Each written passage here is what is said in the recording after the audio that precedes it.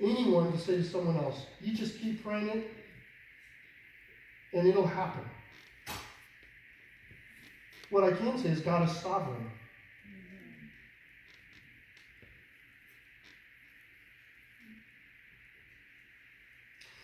Can I say this?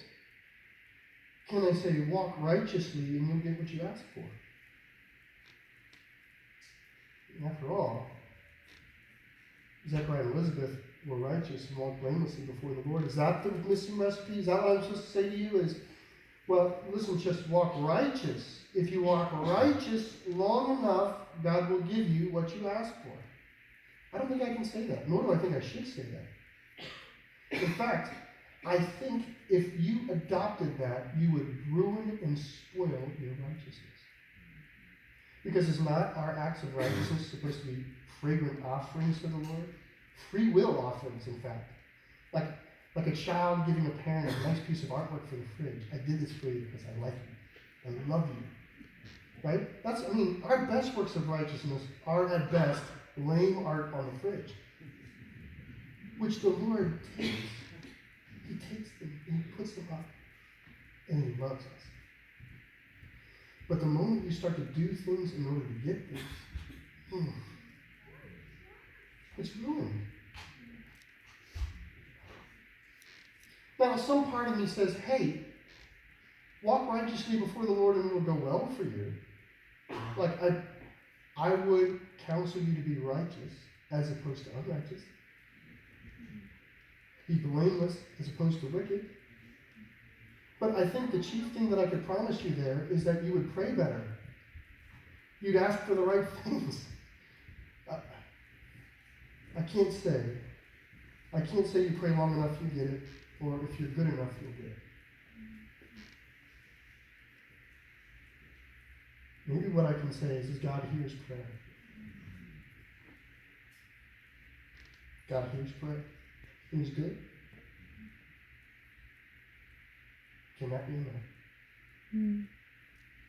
Jesus Christ mediates so that your prayers are heard.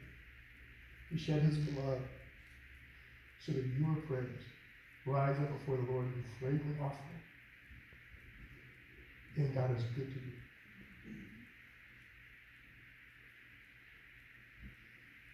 Maybe we can also say sometimes the Lord asks us to walk through dry and arid places where bones are dry.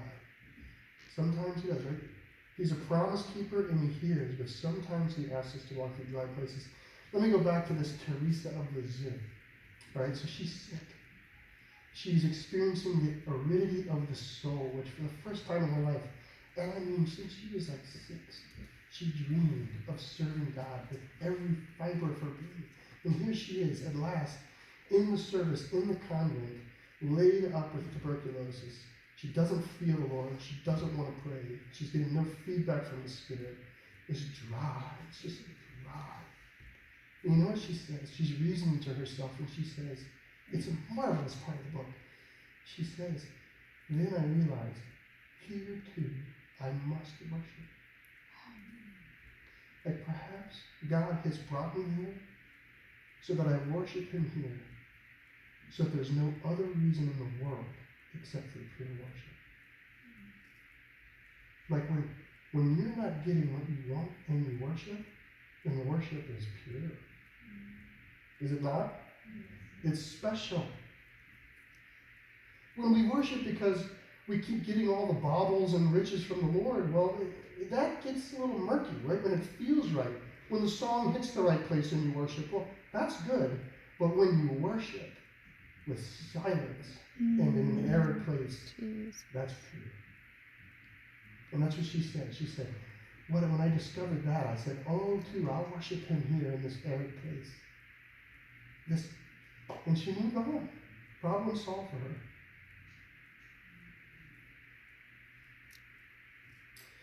I'm going to close this with what Zechariah says to the Lord about John. What Zechariah says to us through the Lord about John and the Lord himself. And I'm going to give this to you because I wouldn't be surprised if Zechariah on the way home would be like, man, I'm going to have a son. God's going to give me a son. But it becomes clear as time goes on that Zechariah realizes actually God has answered a bigger prayer. An older prayer, a dry prayer he's answered.